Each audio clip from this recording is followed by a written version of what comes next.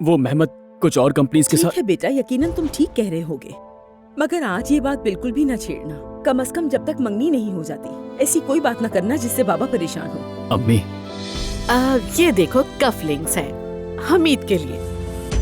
मैं कुछ कहना चाहती हूँ तुमसे, वो नाज़री के बारे में। मुझे वो पसंद नहीं। आयजा तुम ये सब करके मुझे, हमें सब कुछ खत्म कर रही हो। क्या वापसी का कोई रास्ता नहीं? आयजा, कम से कम अपने कजन से तो पीछे छुड़ा दो। थोड़ा हौसला दिखाओ तुर्काय। कुछ बातें हमारे साथ भी हो जाए तुर्काय साहब। बहुत खूबसूरत लग रही हो तुम, मुझे दम खुद कर दिया। बेशर्मी की भी हद होती है। मैं जो चाहूं हासिल करके रहता हूं।